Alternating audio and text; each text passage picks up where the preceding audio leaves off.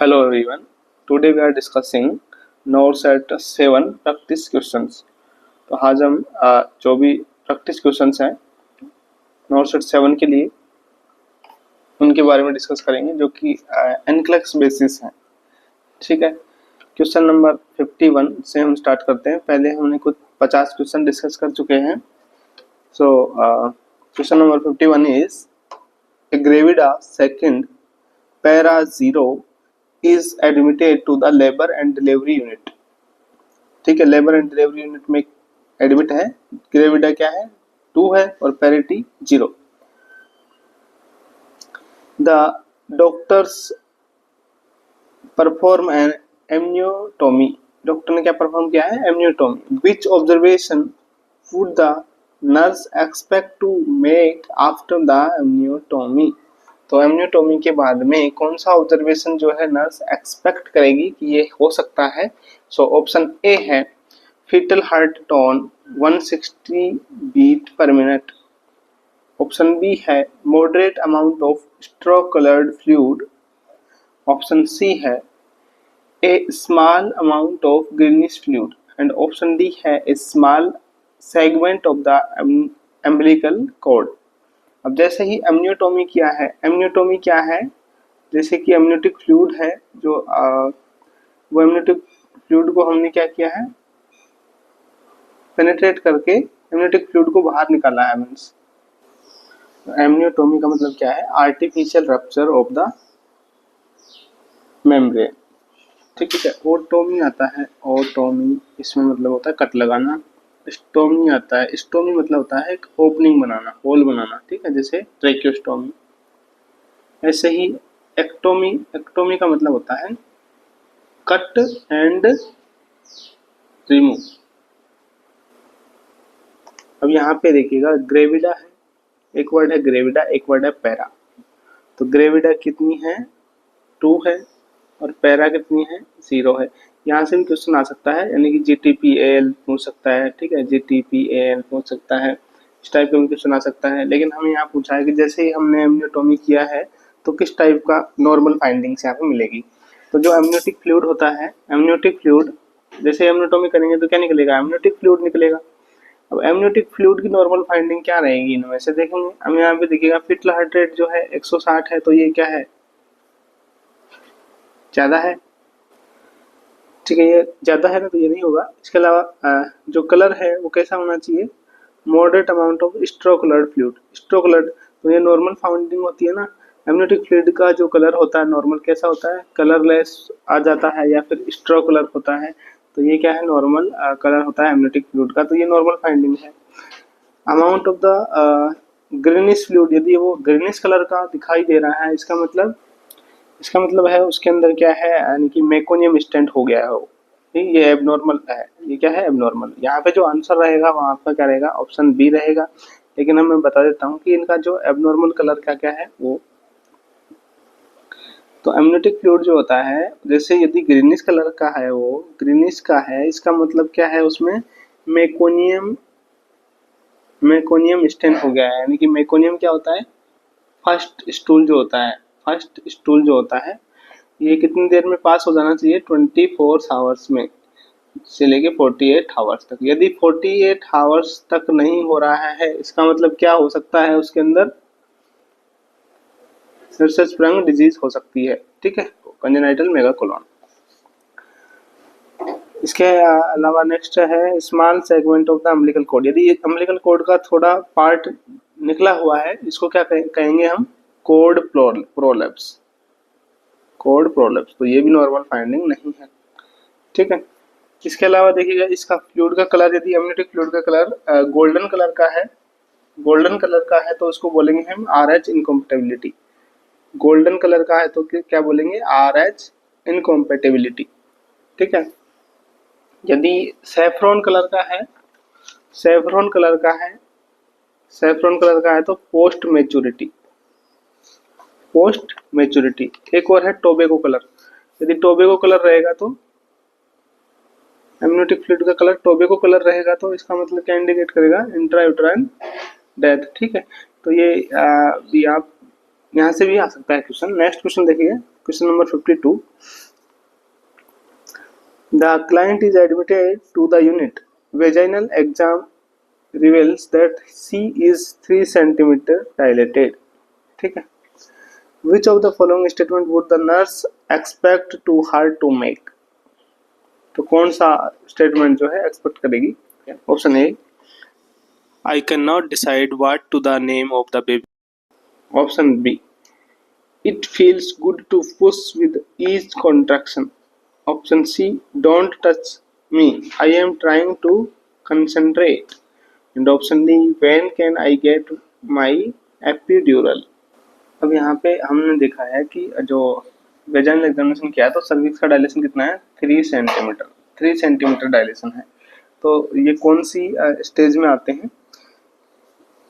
जो latent stage है, stage first की जो लेटेंट स्टेज है उसके अंदर आता है लेटेंट स्टेज। लेटेंट स्टेज में क्या होता है, कितना सेंटीमीटर डायलेशन होता है? 1 to 4 सेंटीमीटर। इसका है 3 सेंटीमीटर, तो मतलब लेटेंट फेज ये है। यहाँ पे ऑप्शन में दे रखा है कि नेम डिसाइड नहीं कर पा रहा, तो ये इससे रिलेवेंट है नहीं। It feel good to push with each contraction, ये जो है ऑप्शन बी, ये फर्स्ट स्टेज के एंड को डिनोट करता है। ठीक है, तो ये नहीं है। ऑप्शन सी है don't touch me, I am trying to concentrate, तो ये भी इससे रिलेवेंट नहीं है। एंड ऑप्शन डी है I can get, when can I get my epidural, तो ऑप्शन डी इसमें राइट आंसर रहेगा। कि एपिड्यूरल क्या है? एक एपिड्यूरल क्या है? जब भी एपिड्यूरल देते हैं तो इससे क्या होता है? पेन फील नहीं होता है फीमेल्स को, और जो प्रेशर है वो लगा पाती है और कॉन्शियस रहती है। तो इसलिए यानी कि लेटेंट फेज में आ गई है, तो ये वाला ऑप्शन इसमें राइट रहेगा। आपको बता देता हूँ लेबर की जो स्टेज होती है, लेबर की 4 स्टेज होती हैं। ट्रू लेबर पेन से लेके फुल डायलेटेशन ऑफ सर्विक्स, ये वाली आपकी फर्स्ट स्टेज होती है। इस फर्स्ट स्टेज के अंदर भी तीन सब टाइप्स होते हैं। ये जो है वो लेटेंट फेज है। लेटेंट फेज के अंदर क्या होता है? जो डायलेशन होता है वो कितना होता है? 1 to 4 सेंटीमीटर। दूसरी जो फेज होती है एक्टिव फेज होती है। एक्टिव फेज के अंदर डायलेशन है वो 5 to 8 सेंटीमीटर होता है। इसके बाद में जो होती है वो होती है ट्रांजिशनल फेज। ठीक है, ट्रांजिशन फेज, इसके अंदर जो डायलेशन होता है वो क्या होता है? फुल डायलेशन हो जाता है सर्विक्स का। कितना होता है? फुल डायलेटेशन हो जाता है सर्विक्स का। यहाँ पे 3 सेंटीमीटर डायलेशन है, तो ये कौन सी फेज में आ गया? लेटेंट में। ठीक है, इसके अलावा यहाँ पे जैसे ही दूसरी जो स्टेज है वो कौन सी होती है? दूसरी स्टेज होती है डिलीवरी ऑफ फिटस, इसके अंदर फिटस डिलीवर होता है। एंड थर्ड स्टेज होती है आपकी delivery of placenta. And fourth stage होती है 1 आवर ऑब्जर्वेशन, जो होता है वो फोर्थ स्टेज में आता है। ठीक है, ये 4 स्टेज होती है। नेक्स्ट क्वेश्चन देखिएगा, question number 53, the client is having fetal heart rates of 100 to 110 beat per minute during the contraction. The first action the nurse should take is, जैसे ही हम फीटल हार्ट रेट चेक किए हैं तो during contraction उसका जो heart rate है वो कितना है? 100 to 110 बीट पर मिनट। तो नर्स को क्या एक्शन लेना है? देखिएगा, reassess the fetal heart rate tone in 15 minutes, reassess करेगी 15 मिनट्स बाद। ऑप्शन बी है turn the client to her left side, client को उसके लेफ्ट साइड में टर्न करेगी। ऑप्शन सी है get the client up and walk her in the hall, उसको बोलेगी कि थोड़ा वॉक करो हॉल के अंदर। एंड ऑप्शन डी है move the client to the delivery room, and option D क्या है कि क्लाइंट को डिलीवरी रूम में मूव करवा देगी। तो यहाँ पे देखिएगा, यहाँ पे कौन सा ऑप्शन राइट रहेगा? जो नॉर्मल फीटल हार्ट रेट होती है, वो कितनी होती है? 120/160 बीट पर मिनट। ठीक है, अब यहाँ पे क्या है? कम है। ठीक है, यहाँ पे हार्ट रेट क्या है? कम, कॉन्ट्रैक्शन के टाइम थोड़ा कम हो गई। अब इसमें क्या करना है, पेशेंट को टर्न करेंगे हर लेफ्ट साइड। तो ऑप्शन बी इसमें राइट आंसर रहेगा। देखिए लेफ्ट साइड क्यों करते हैं टर्न, क्योंकि राइट में क्या जाता है, एक अरोटा गुजरता है राइट से, तो वो कंप्रेस ना हो, अरोटा कंप्रेस ना हो, इसलिए हम क्या करते हैं, पेशेंट को लेफ्ट साइड उसमें पोजीशन दे देते हैं। ठीक है, next question number 54। The nurse is monitoring the client admitted for induction of labour. Induction of labour के लिए पेशेंट आया है। The nurse know that Pitocin has been effective when. तो पिटोसिन कब इफेक्टिव रहेगा, पिटोसिन किसको बोलते हैं, पिटोसिन जो है ऑक्सीटोसिन का ही नाम है, ऑक्सीटोसिन। ऑप्शन ए है the client has rapid painless delivery, and option B है the client cervix is effaced, and option सी है the client has infrequent contraction, and option D है the client has progressive cervical dilation। तो oxytocin क्या करवाता है, contraction क्या बढ़ाता है, इंक्रीज करवाता है कॉन्ट्रैक्शंस को। ठीक है, तो यहाँ पे कॉन्ट्रैक्शन इंक्रीज होंगे तो पेन भी इंक्रीज होता है। तो पेन यहाँ पे बोल रहा है रैपिड पेनलेस डिलीवरी, तो बिल्कुल नहीं, पेनलेस नहीं होगा, पेन ज़्यादा होगा उसमें जब भी ऑक्सीटोसिन लगेगा। तो यहाँ पे जो राइट आंसर रहेगा ऑप्शन डी है, client has progressive cervical dilation. बिल्कुल, जब भी ऑक्सीटोसिन लगा तो प्रोग्रेसिव क्या रहेगा, सर्वाइकल डायलेशन होता रहेगा। Question number 55। ए वेजाइनल एग्जाम रिवील्स ए ब्रीच प्रेजेंटेशन। क्या बता रहा है, वेजाइनल एग्जामिनेशन किया तो क्या प्रेजेंट हुआ, उसमें क्या दिखा हमें, ब्रीच प्रेजेंटेशन हुआ। The nurse should take which of the following action at the time. तो उस टाइम नर्स को क्या एक्शन लेना है। ऑप्शन ए है prepare the client for caesarean section, option B apply the fetal heart monitor, and option C place the client in Trendelenburg position, and option D perform an ultrasonic exam. तो देखिएगा यहाँ पे सबसे पहले क्या करना चाहिए हमें, option B is right answer, यानी कि क्या करना चाहिए, फीटल हार्ट मॉनिटर लगाना चाहिए और फीटल हार्ट मॉनिटर हमें करना चाहिए। इस टाइम ट्रेंडलेनबर्ग पोजीशन देने के इंडिकेशन नहीं है, अल्ट्रासाउंड करने का भी कोई ज़रूरत नहीं है इस टाइम, और सिजेरियन सेक्शन बिल्कुल नहीं करेंगे। तो ये ऑप्शन बी इसमें राइट आंसर रहेगा। ट्रेंडलेनबर्ग पोजीशन कौन सी होती है, ट्रेंडलेनबर्ग पोजीशन ये होती है जिसके अंदर सिर नीचे होता है और पैर थोड़ा ऊपर होता है, यानी कि फुट एंड एलिवेटेड होता है, तो वो हम बोलते हैं ट्रेंडलेनबर्ग पोजीशन। ठीक है, next question number 56। Nurse is caring for a gravida 1 admitted in labor. Which finding would suggest the need for an internal fetal monitor? तो कौन सी फाइंडिंग ऐसे हमें सजेस्ट करेगी कि इंटरनल फीटल मॉनिटर्स को की जरूरत है। ऑप्शन ए है the cervix is dilated 5 centimetre, option B है the fetal heart tone are difficult to assess using the external toco monitor, and option सी है the fetus is at station 0, and option D है contraction are every 3 minutes. यहाँ पे देखिएगा internal foetal monitoring करने की जरूरत कब पड़ रही है, जब फीटल हार्ट रेट हमें क्या होता है, फीटल हार्ट रेट या फीटल टोन जो है डिफिकल्ट हो रही है, असेस नहीं हो रही है एक्सटर्नल टोकोमीटर्स, तो हमें क्या करना चाहिए कि इंटरनल फीटल मॉनिटर से हमें फीटल मॉनिटरिंग करनी चाहिए। तो ऑप्शन बी इसमें बिल्कुल सीधा आंसर आ रहा है, लेकिन फिर भी हम देख लेते हैं और चीज़ों के बारे में भी। यहाँ पे जो है डायलिटेशन है 5 सेंटीमीटर है। ठीक है, इनसे कौन सी फेज आ गई, 5 to 8 सेंटीमीटर डायलेशन होता है, तो एक्टिव फेज हो गई। ठीक है, स्टेज 1 में है, स्टेज 1 की एक्टिव फेज हो गई। यहाँ पे रखा है स्टेशन जो है 0 है, इसका मतलब क्या है, ये कहाँ पे है, at the level of scale spine,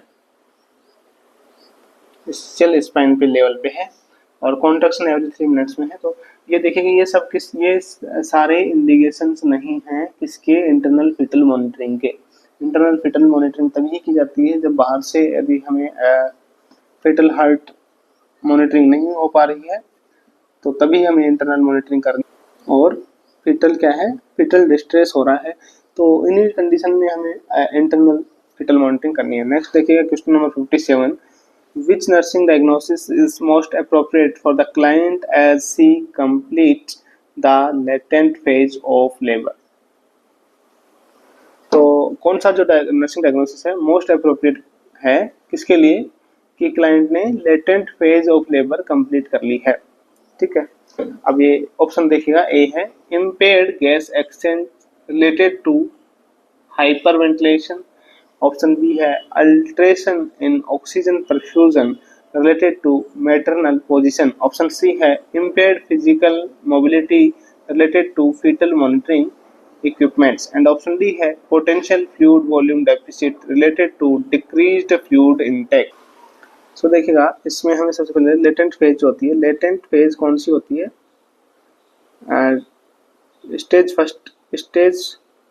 first की फर्स्ट सब टाइप होता है लेटेंट फेज, जिसके अंदर हमने बताया कि जो डायलेशन होता है वो कितना होता है 1 to 4 सेंटीमीटर डायलेशन होता है, और जो यूट्राइन कॉन्ट्रैक्शन होते हैं वो एवरी 15 to 30 मिनट्स में यूट्राइन कॉन्ट्रैक्शन होते रहते हैं। ठीक है, ये कितने टाइम्स का होता है 8 to 10 आवर्स की ये फेज होती है लेटेंट फेज। तो यहाँ पे देखिएगा जो नर्सिंग डायग्नोसिस कौन सा मोस्ट अप्रोप्रिएट रहेगा यहाँ पे, तो देखिए इम्पेयर्ड गैस एक्सचेंज जो हो रही है हाइपर वेंटिलेशन, तो हाइपर वेंटिलेशन होगा तो कोई हार्म थोड़ी होगा पेशेंट को, तो ये सही नहीं है, अप्रोप्रिएट नहीं है। ऑप्शन बी है जो है अल्ट्रेशन है oxygen perfusion related to maternal position, तो बिल्कुल ये भी हार्मफुल नहीं है, ये भी सही नहीं है। And physical mobility related to fetal monitoring, देखिएगा फीटल मॉनिटरिंग जो है हर पेशेंट के लिए नहीं की जाती है, तो ये भी मतलब अप्रोप्रिएट नहीं है, तो ऑप्शन डी यहाँ पे अप्रोप्रिएट है। यानी कि जब भी लेबर रूम में रहता है तो उसमें क्या है खाना नहीं दिया जाता, means she can not eat और ड्रिंक, सो फ्लूइड वॉल्यूम डेफिसिट उस टाइम हो सकती है। ठीक है, option D is right answer. Next देखिए question number 58। As the client reached 8 centimeter dilation, the nurse noted a pattern on the fetal monitoring that saw a drop in the fetal heart rate of 30 beats per minute, beginning at the peak of the contraction and ending at the end of contraction. The fetal heart rate baseline is 165-175 beats per minute with variability of 0 to 2 beats per minute. What is the most likely explanation to this pattern?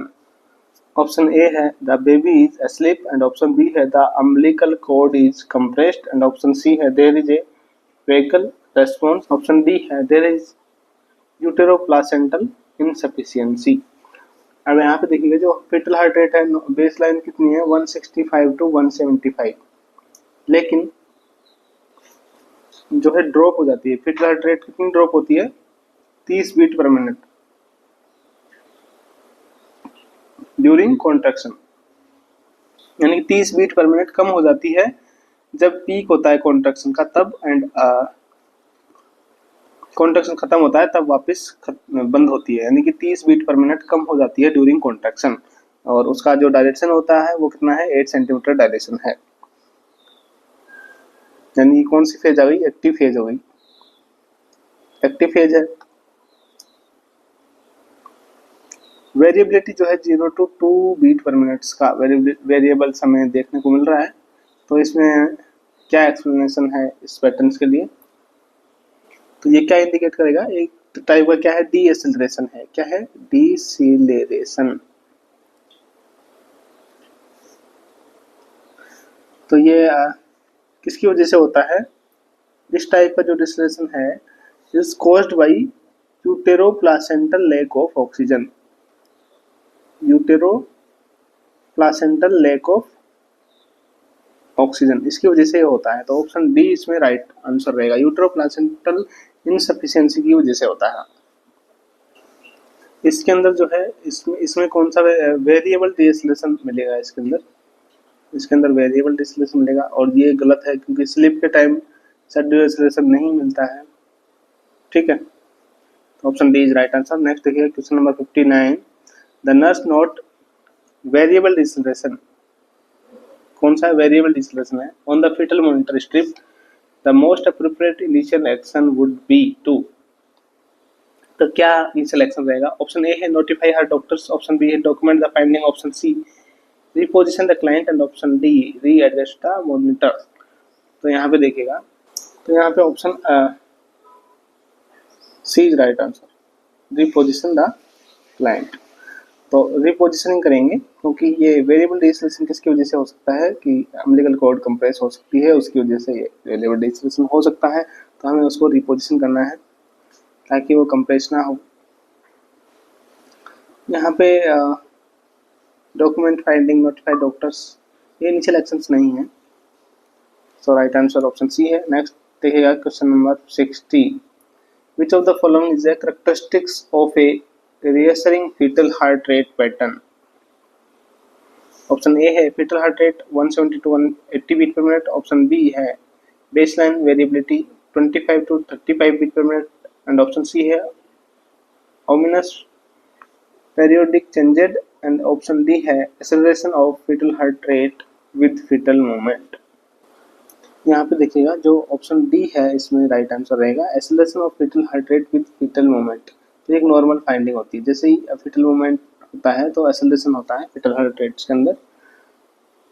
तो reassuring fetal heart rate pattern जो है option D is right answer. Next question number 61। The nurse ask the client with epidural anaesthesia to void every hours during the labour. The rationale for this intervention is. तो इसका rational क्या है? ठीक है, epidural anaesthesia दिया गया है और उसमें क्या कहा गया है कि एवरी आवर क्या करना है, अवॉइड करना है उसको। तो इसका रेशनल क्या है, क्यों ऐसा बोला गया है? तो ऑप्शन ए है the bladder fill more rapidly because of the medication used for the epidural. Epidural से जो मेडिकेशन दिया उससे ब्लैडर जल्दी जल्दी फिल होगा। ऑप्शन बी है her level of consciousness is such that she is in a trance-like state। And option B C है the sensation of bladder filling is diminished or lost। And option D C is embraced to ask the bedpan that frequently। तो जब भी ये दिया जाता है anaesthesia epidural तो उसको बार बार अवॉइड करने के लिए इसलिए बोला जाता है क्योंकि उसमें सेंसेशन नहीं होगा कि ब्लैडर फुल हो गया कि नहीं होगा। तो एवरी हावरली उसको बोला जाएगा कि आप अवॉइड कीजिए। तो ऑप्शन सी इसमें राइट आंसर रहेगा। Next question number 62। A client in the family planning clinic ask the nurse about the most likely time for her to conceive. The nurse explain that the conception is most likely to occur when. Option A oestrogen level are low. Option B है luteinising hormone is high. And option सी है the endometrial lining is thin. And the option D है the progesterone level is low. Question देखिएगा क्या है। Family planning के लिए clinic पे आई है नर्स, एक पेशेंट। नर्स उसको बता रही है, नर्स क्या एक्सप्लेन करिए, the conception is most likely to occur when. जब कंसेप्शन कब कंसीव होने का ज्यादा चांस है, यानी कब कंसीव होता है। तो ऑप्शन इस प्रकार का ऑप्शन दे रखा है कि एस्ट्रोजन का लेवल जब लो होता है।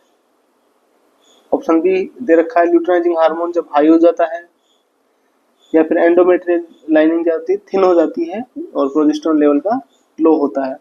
तो इसमें से कौन सा राइट आंसर है? तो जब ल्यूटिनाइजिंग हार्मोन जो है हाई होता है उस टाइम कंसेप्शन के मोस्ट चांस रहते हैं। ठीक है, यानी कि इस टाइम चांस रहते हैं कंसीव होने के। तो ये जो ल्यूटिनाइजिंग हार्मोन कहाँ से सीक्रेट होता है, आपका पिट्यूटरी ग्लैंड से सीक्रेट होता है। ये क्या करवाता है, ओवुलेशन करवाता है। ठीक है, तो जो एस्ट्रोजन का लेवल है, ये एस्ट्रोजन का लेवल क्या होता है, हाई होता है। इस टाइम हाई होता है तो यही इंडिकेट करता है ल्यूटिनाइजिंग हार्मोन को, और ल्यूटिनाइजिंग हार्मोन सीक्रेट होता है तो ओवुलेशन होता है। ठीक है, ओवुलेशन से ही, जब ओवुलेशन होगा तभी कंसीव होगा। तो यहाँ पे ये हाई होता है और ल्यूटिनाइजिंग हार्मोन हाई होता है तभी कंसीव होगा। बिल्कुल सही, ये वाला सही है। एंडोमेट्रियल लाइनिंग थिन नहीं होती है, उस टाइम क्या होती है, थिक हो जाती है। क्या हो जाती है, थिक हो जाती है। और प्रोजेस्टेरोन का लेवल भी हाई होता है।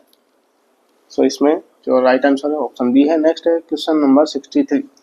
ए client tell the nurse that she plans to use the rhythm method of birth control. कौन सा मेथड अपना रहा है वो, रिदम मेथड यूज कर रहा है बर्थ कंट्रोल के लिए। The nurse is aware that the success of the rhythm method depend on the, तो जो सक्सेस है रिदम मेथड की वो किस पे डिपेंड करेगी? ऑप्शन ए है एज ऑफ द क्लाइंट पे, option B frequency of intercourse पे, ऑप्शन सी है regularity of the menses and option D है range of the clients temperature. तो इसमें क्या रहेगा? तो देखिएगा यहाँ पे है जो रिदम मेथड का मतलब होता है कैलेंडर मेथड, इसका दूसरा नाम है कैलेंडर मेथड। कैलेंडर मेथड में क्या होता है? जैसे मेंसेस स्टार्ट हुआ है तो मेंसेस स्टार्ट हुआ है 5 डेज, जैसे 5 डेज 3 डेज अभी, तो मेंसेस में हम नहीं करेंगे, इंटरकोर्स नहीं होगा। इसके बाद जब ओव्यूलेशन होता है 14th डे, तो मीन्स 10th डे स्टार्टिंग के 7 डेज तक इंटरकोर्स कर सकते हैं, 1 to 7, 7 to 14, और ये बीच के टाइम्स को हमें छोड़ना है। 7 to लगभग 14 डे तो ओव्यूलेशन होगा, तो 18 तक हमें इसको छोड़ना है। इसके बाद 90 to 31 तक इंटरकोर्स कर सकते हैं। तो जो अनसेफ पीरियड है वो कौन सा है आपका? 7 to 18 डेज, ये अनसेफ पीरियड हो जाता है इसमें। तो ये वाला है आपका रिदम मेथड, इसको कैलेंडर मेथड भी कहते हैं। तो ये किस पे डिपेंड करता है? इसकी सक्सेस रेट किस पे डिपेंड करेगी? तो ये डिपेंड करेगी रेगुलेटरी ऑफ द मेंसेस, यानी कि मेंसेस जो है फीमेल की वो रेगुलर आनी चाहिए, तभी वो सक्सेसफुल होगा। अदरवाइज ओवुलेशन का टाइम उसमें फिक्स नहीं है, कभी भी ओवुलेशन हो रहा है और रेगुलरिटी नहीं है मेंसेस में, तो गड़बड़ हो सकता है। ठीक है। नेक्स्ट है question number 64। A client with diabetes ask the nurse for advice regarding method of birth control. Which method of birth control is most suitable for the client with diabetes. अब यहाँ पे देखिएगा, ये एक पेशेंट है diabetes का जो पूछ रहा है कि कौन सा बर्थ कंट्रोल उसके लिए सही रहेगा। तो ऑप्शन ए है, देखिएगा, intra uterine device, option B है ओरल कॉन्ट्रासेप्टिव्स पिल्स इसको बोलते हैं, ऑप्शन सी है डायफ्राम एंड ऑप्शन डी है कॉन्ट्रासेप्टिव स्पंज। यहाँ पे देखिए ओरल कॉन्ट्रासेप्टिव जो है ओरल पिल्स में भी इंक्रीज कर सकती हैं ब्लड शुगर लेवल को। इंट्रायूट्राइन डिवाइस से इन्फ्लामेटरी रेस्पॉन्स जो होता है जो भी डायबिटिक पेशेंट रहते हैं उनके अंदर इन्फ्लामेटरी रेस्पॉन्स थोड़ा हाई रहता है, तो इस वजह से ये भी हम इसमें अवॉइड करवाते हैं। तो इसका राइट आंसर रहेगा ऑप्शन सी, इसमें राइट आंसर रहेगा ऑप्शन सी यानी diaphragm. Next question number 65। The doctor suspect that the client has an ectopic pregnancy. क्या सस्पेक्ट क्या है कि उसमें क्या है? एक्टोपिक प्रेगनेंसी है। Which symptoms is consistent with the diagnosis of ectopic pregnancy? कौन सा इसका सिम्टम्स है कंसिस्टेंट रहेगा? देखिएगा, ऑप्शन ए है painless vaginal bleeding, option B है एब्डोमिनल क्रैम्पिंग, ऑप्शन सी है throbbing pain in the upper quadrant, and option D has sudden stabbing pain, option D has sudden stabbing pain in the lower quadrant। अब यहाँ पे देखिएगा कौन सा sign रहेगा। Ectopic pregnancy क्या होती है? सबसे पहले हमें पता होना चाहिए कि एक्टोपिक प्रेगनेंसी क्या होती है। नहीं implantation other than uterus, uterus के अलावा कहीं और इम्प्लांट हो जाता है। वैसे कहाँ इम्प्लांट होना चाहिए? यूट्रस में होना चाहिए इम्प्लांट। ठीक है, यूट्रस के अलावा यदि फैलोपियन ट्यूब में ही इम्प्लांट हो गया तो उसको हम एक्टोपिक प्रेगनेंसी मानते हैं। तो इसके अंदर जो सिम्टम्स रहेगा, देखिएगा पेनलेस वेजाइनल ब्लीडिंग जो है ये नहीं होगा। ये किसका साइन है? ये आपका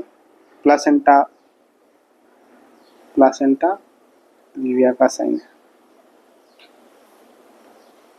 ये प्लासेंटा प्रीविया का साइन है। एब्डोमिनल क्रैम्पिंग हो रहा है, ये abdominal cramping normal uterine pregnancy तो हो सकता है उसमें।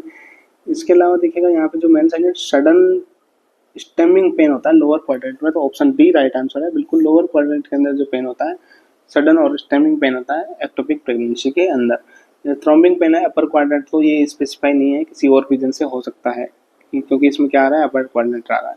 Next question number 66। The nurse is teaching A pregnant client about the nutritional needs. ठीक है, प्रेग्नेंट क्लाइंट को क्या बता रही है? न्यूट्रिशन नीड के बारे में बता रही है during pregnancy. Which menu selection will best meet the nutritional needs मतलब प्रेग्नेंट क्लाइंट को, तो कौन सा मेन्यू इसमें सेलेक्ट करेगी जो कि बेस्ट रहेगा प्रेगनेंसी के लिए। तो देख लीजिएगा, ऑप्शन ए है hamburger, patties, green beans, French rice and ice tea. Option B है roast beef, sandwich, potato chips, baked beans and cola, and option C है baked chicken, fruit cup, potato salad, coleslaw and yogurt and iced tea. Option D है fish sandwich, gelatin with fruit and coffee। तो देखिए pregnancy में caffeine नहीं हम देते हैं, caffeine हटा दो इसमें। इसके अलावा देखिएगा यहाँ पे roast beef, potato chips, baked beans, Cola भी इसमें भी कैफीन आता है, ये नहीं देंगे हम। तो ये हट गए दोनों। इसमें जो राइट आंसर रहेगा वो क्या है आपका, ऑप्शन सी, क्योंकि योगर्ट्स भी इसमें चाहिए। इसके अंदर देखिए कैल्शियम भी मिल रहा है उसको, ठीक है। तो इसके लिए सबसे अच्छा जो बेस्ट मील रहेगा वो ऑप्शन सी रहेगा। Question number 67, the client with hyperemesis gravidarum is at the risk for developing। एक पेशेंट को क्या है, हाइपरएमेसिस ग्रेविडरम है, तो उसको किसकी रिस्क हो सकती है, उसको क्या हो सकता है। ऑप्शन ए है respiratory alkalosis with dehydration, and option B है metabolic acidosis with dehydration, option सी है respiratory acidosis with dehydration, and option D metabolic alkalosis with dehydration. अब यहाँ पे देखिएगा हाइपर एमेसिस हो रहा है। एमेसिस मीन्स वोमिटिंग होती है, emesis means vomit. Hyper means होता है एक्सेसिव, तो एक्सेसिव वोमिटिंग वो कर रहा है पेशेंट जो कि प्रेग्नेंट है। अब इसमें क्या रहेगा, यहाँ पे वोमिट कर रहा है, जब ज़्यादा वोमिट कर रहा है पेशेंट, वोमिटिंग बहुत हो रहा है, तो क्या होगा उसमें, डिहाइड्रेशन तो होगा ही, डिहाइड्रेशन होगा। तो यहाँ पे देखिएगा विदाउट है, विद है, तो विद डिहाइड्रेशन होगा, या तो ये होगा या फिर विद डिहाइड्रेशन भी है। तो यहाँ पे देखो क्या हुआ इसके अंदर, जब भी डिहाइड्रेशन होता है तो उस टाइम एसिडोसिस होता है, ठीक है। अब यहाँ से देखिएगा हाइपर एमेसिस, यदि नॉर्मल वोमिट होता है, नॉर्मल वोमिटिंग होता है, तो उसमें क्या होता है, HCl कंटेंट होते हैं वोमिटिंग में, तो एसिडिक नेचर बाहर निकल जाता है, तो वो एल्कलोसिस हो जाता है, यानी कि मेटाबॉलिक एल्कलोसिस वो कंडीशन होती है। लेकिन यहाँ पे जो कंडीशन है वो क्या है, हाइपर एमेसिस है। हाइपर एमेसिस मीन्स में इसमें ग्रेविडरम में क्या होता है कि एक्सेसिव वोमिटिंग करता है, एक्सेसिव वोमिटिंग करता है। जब एक्सेसिव वोमिटिंग कर रहा है तो खा नहीं पाता है पेशेंट, खा नहीं पाता है, तो जो भी मतलब फैट का क्या होता है उसमें डाइजेशन होना स्टार्ट होता है, और उस टाइम लैक्टिक एसिड बनता है, लैक्टिक एसिड बनने लगता है, और इस वजह से क्या होता है, एसिडोसिस की कंडीशन आ जाती है, ठीक है। तो ये ध्यान रखना, हाइपर एमेसिस में हमेशा ही मेटाबॉलिक क्या होगा, एसिडोसिस होगा, ठीक है। जब भी हाइपर एमेसिस ग्रेविडरम आए तो मेटाबॉलिक एसिडोसिस होगा, और क्योंकि फ्लूइड वॉल्यूम का भी लॉस हो रहा है तो इसलिए डिहाइड्रेशन है, तो ऑप्शन बी यहाँ पे राइट आंसर है। Next question number 68, a client tell the doctor that she is about 20 week pregnant. वो क्या बोल रहा है कि 20 सप्ताह की प्रेगनेंसी है उसको। तो most definitive sign of pregnancy, तो यहाँ पे डेफिनेटिव साइन पूछा है प्रेगनेंसी का क्या रहेगा, तो 20 वीक का मतलब कितना हुआ, लगभग 5 मंथ, ठीक है, लगभग 5 मंथ हो गए। तो ऑप्शन ए है elevated human chorionic gonadotropin hormone, HCG का लेवल क्या होगा, बढ़ा हुआ रहेगा। ऑप्शन बी है the presence of fetal heart tone, fetal heart tone क्या मिलेगी, प्रेजेंट मिलेगी। यूट्राइन इनलार्जमेंट, यूट्रस का क्या रहेगा, थोड़ा इनलार्जमेंट होगा, बिल्कुल ये भी होगा। ब्रेस्ट इनलार्जमेंट एंड टेंडरनेस, तो ये सब साइन हैं, लेकिन इसने पूछा है डेफिनेटिव साइन, तो यहाँ पे डेफिनेटिव साइन जो रहेगा वो क्या है आपका, फीटल हार्ट रेट प्रेजेंस, यानी presence of fetal heart tone. Next question number 69, the nurse is caring for the neonate whose mother is diabetic। कौन से पेशेंट का नियोनेटल केयर की जा रही है, उसकी मदर क्या है, डायबिटिक है। The nurse will expect the neonate to be, तो डायबिटिक मदर्स के बच्चे में क्या एक्सपेक्टेशन कर सकते हैं। ऑप्शन ए है हाइपोग्लाइसेमिक होगा, वो स्मॉल फॉर गेस्टेशनल एज होगा। ऑप्शन बी है hyperglycaemic, large for gestational age. Option सी है hypoglycaemic, large for gestational age. Option D है hyperglycaemic, small for gestational age. यहाँ पे देखिए, जब भी डायबिटिक मदर होती है, डायबिटिक मदर के अंदर क्या रहता है, ब्लड ग्लूकोज का लेवल क्या रहता है, ज्यादा रहता है। नॉर्मल कितना होता है ब्लड ग्लूकोज लेवल, नॉर्मल कितना होता है, 72 to 110 mg पर DL। ये क्या रैंडम ब्लड शुगर है, RBS नॉर्मल। अब यहाँ पे देखिएगा, जब भी डायबिटिक मदर होती है तो उसमें क्या होगा, लार्ज फॉर गेस्टेशनल एज होगा। बच्चा कैसा होगा, लार्ज फॉर गेस्टेशनल एज होगा। तो यहाँ पे देखिए लार्ज फॉर गेस्टेशनल एज किसमें लिखा है, एक तो इसमें है और एक इसमें है। अब यहाँ पे है कि हाइपरग्लाइसेमिक होगा या हाइपोग्लाइसेमिक। जब मदर का ग्लूकोज लेवल ज़्यादा है तो बच्चे का भी ज़्यादा होना चाहिए, हम ऐसे सोचते हैं, लेकिन ऐसा नहीं होगा, क्योंकि जब बच्चा पेट में है तो मदर का ब्लड जाता है बच्चे को। जब मदर ब्लड जाता है, मदर का ब्लड में ग्लूकोज का लेवल ज़्यादा है, तो वो इंसुलिन उसी टाइप से बनने लगता है बच्चे के अंदर। तो इंसुलिन क्या है,